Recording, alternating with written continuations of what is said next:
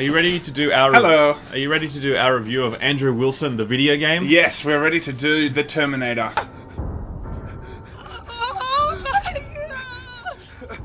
He looks at the people on screen as he's playing, and he's like, just like touching the screen. Like, I know your pain.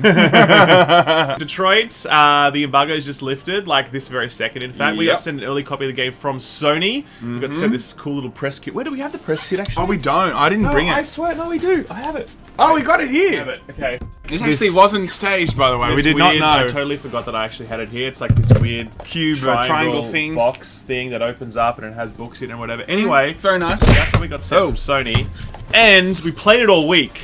Sam has nearly finished it. I've nearly finished it. I thought it was. Firstly, it looks very nice inside. Oh shit! What is that? Number two, it's very fucking cool. When we first saw this game. Hang on, Sam. You forgot the drop. Oh.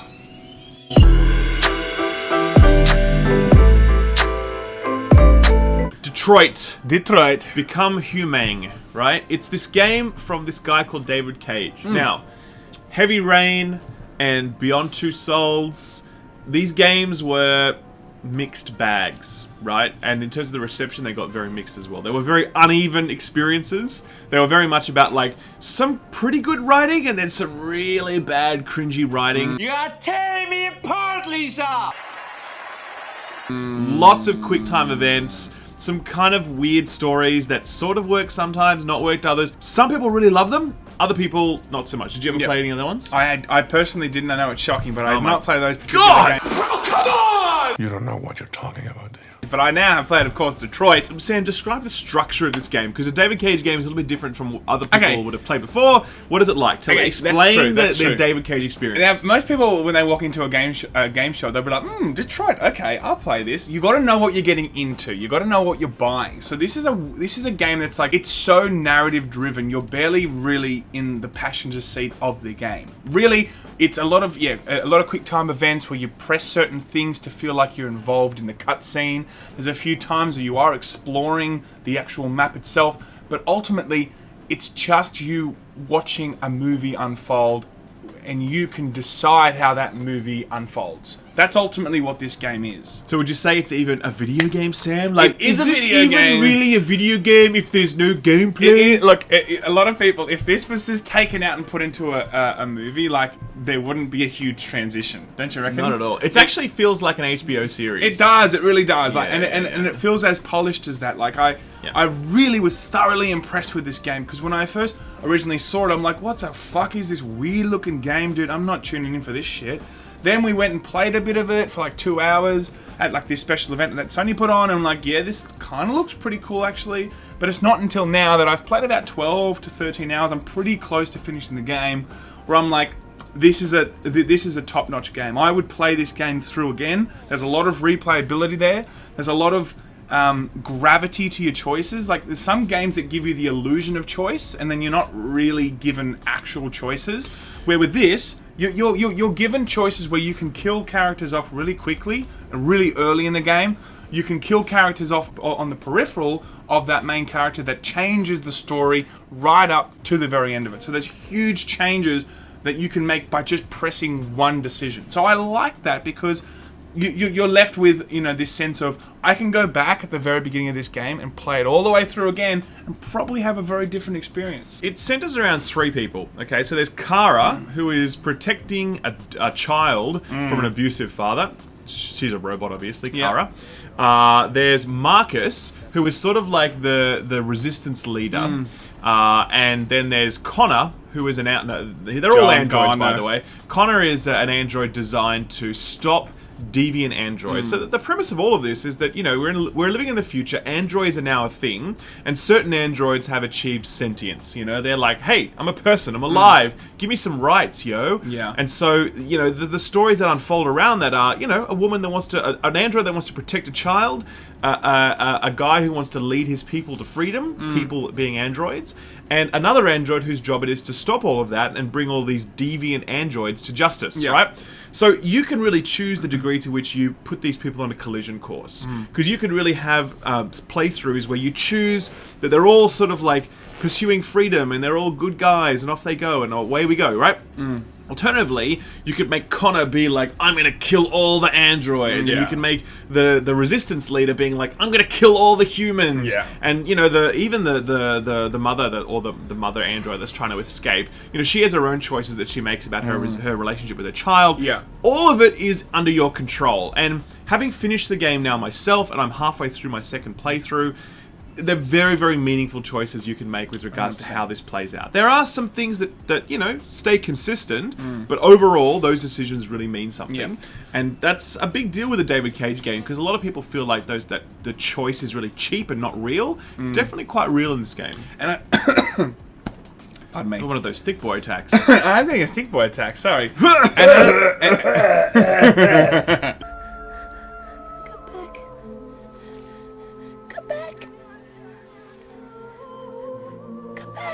Because it's a David Cage game, of course, it's going to be heavily, you know, pushed in terms of the narration direction. The story itself, right? The story itself, I think you struggled with a little bit of it at times in terms of just you couldn't sink into it and feel like There's it was some real. big eye roll moments. Look, Just like, there are come some on. times where it's so in your face, like, this is the bad guy. Like, look, he's a bad father, or like, he's evil. Like, you know, sometimes because it does fluctuate slightly between like really meaningful and subtle writing to like, oh god, this is so in my face, I get it, okay, he's evil, or I get it, I know what you're doing. At some points, really genius writing. I'm really like, wow, that's really great. To moments where you're like, oh, okay, yeah, cool. I feel like I'm back in the soap opera of like watching The Bold and the Beautiful.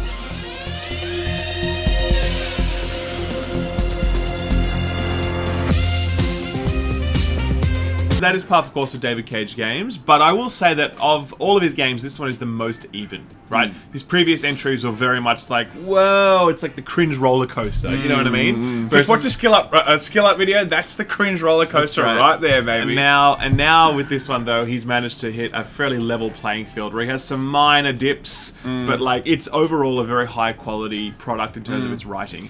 But look, you could absolutely have this like undergraduate indignation at like, oh, it's so obvious this is about slavery. I mean, how lazy. Oh, like, it's ultimately an allegory for slavery. There's really no doubt is. about it that. Really is. And there's you know there's elements there of the Underground Railroad and trying to get, you know, they're trying to get to Canada or something. Like it's all totally. Canada's a much better place. Yeah, to live. Canada. Like just ask Deadpool. Yeah, it's a lot friendlier there. Apparently, there's a lot of elements there, and again, that almost does really slap you in the face. It's not really subtle at all. Not at all. But not at all. If you're someone that wants that subtlety, if you're someone that, you know, can't handle the occasional bad line of dialogue, if you're someone that can't handle some pretty major plot holes, then this game will piss you off. But if you're willing to suspend your disbelief, you're actually going to really enjoy this story. I agree. And I think that it's done a really good job of telling interesting tales with great character performances as well. Like, the actors that they got for this were first class. They fucking nailed it. They got the guy from The Shawshank. Remember the evil big main guard? He's in there. That's right. Pretty sure I saw a cameo of Thick Boy actually in that movie too. I ain't supposed to be here. I think the actors are only able to achieve that level of performance because the facial capture that you see in this game is some of the best I've ever seen. Yeah. I mean, I can't think of a game where it's better, to be honest with you. Like, well, maybe Yakuza is something that is a parallel, but like you're looking at faces the entire time you're playing this game, and the level of detail, just how realistic these performances are, is just spot on fantastic. Like, it's really some of the best that the industry's ever seen. And yeah, personally, I really enjoyed that part. Just visually overall, this game is spectacular. It's really beautiful. It is a stunning video game. Like, it's completely pushing the PlayStation as well, because there are times when it's really chugging. And I'm running on a PS4 Pro. You get some big frame drops in some scenes depending on what you're doing. It doesn't disrupt your experience, but you can definitely tell that they're squeezing every inch out of the PlayStation. And as you look at some of the footage that we're playing for you now, like, this is only scratching the surface of how beautiful this game is. It is one of the best looking games I've ever played. No question. Sony are on a roll right now. God of War was stunning visually. Detroit is equally stunning, I would say. Yeah, definitely. In its own way. And I think it's, you know, we're at the stage now in PlayStation's life cycle where they understand the console, they understand the hardware, and they can really push it. So maybe we're going to see even better stuff in the future. But right now, that I would say that some of the best stuff on PlayStation at the moment, God of War and Detroit. Look, it's probably the most beautiful game on there at the moment. Everyone can make their own decisions. I think of all the David Cage games that have been done, this one is absolutely worth the price of admission at the front. As I'm about probably 25 hours deep now in terms of play, and I have lots more to do. To get all of the stuff done, they said takes about 40 hours, and I think that feels about right. There's a lot of gameplay in here, and I'm absolutely loving it. Like, it's a really, really great game, and I feel like it's worth $60, man. Like, I have no problem saying to you that this game is worth $60, you know? And there's no microtransactions or anything like that, just so that you garbage. guys know. There's nothing like that. Of course, it's a first-party PlayStation, so we're not seeing that kind of stuff. Yeah, you could absolutely wait for Sal on this, for sure, because, you know, like, it's a story-play game, it's like a campaign-driven game. You finish a campaign, you're done with it. But look, that's 40 hours that I think you're gonna quite enjoy if you enjoy this sort of thing. And I think as well, it's the kind of game where you could play it like with your wife. You know what I mean? Yes. Like, where I'm like, come on, baby, I'm going to show you my world of video games for a bit. And It's like, very sit down accessible. with her. You can make the decisions. Like, what would you like to do here, baby? You know, I'll press the buttons. You know, you decide. You know, and then like she would get slowly drawn in. You can make the decisions. What would you like to do here, baby? You know, I'll press the buttons. You know, you decide. And then like she would get slowly drawn in. It's the kind of game where non-gamers could enjoy this 100%. because it's really quite stunning visually. It's got some fantastic performances from great actors. It's got an engaging story, and the way you play it in terms of decision making is very accessible. Yeah, I agree. So I feel as though it's worth sharing with other people as well, and I sort of do actually plan to sort of show it to Ning at some point, my wife, and be like, hey, what's up with this? And she'll be like, no thanks. I'm gonna go, you know, watch. And 2 hours later when she's playing, he was like, can I play now? She's like, piss off, Ralph. That's right. It's mine now. You've ruined my playthrough. Anyway, that's Detroit. It's, I think, a real surprise for me because Totally I was. expected something that would be like, I expected something that I would roll my eyes at way more than I rolled my eyes during this playthrough. Yeah. I didn't expect anything this pretty. I didn't expect David Cage to do something this good. And I got the chance to play it first because Ralph was overseas at the time. And when I called him, I'm like, dude, this is actually a pretty decent game. I think this is going to do quite well. You're like, nah, I was a bit like, shit, I was like, I didn't say it was shit. No, I'd you're be like, be careful about that. you're Because like- David Cage games have a history of disappointing towards the back end. He had this tone like, it's I not did, for mate. me. And now he's like, oh, this is for me. this is a is good games for me.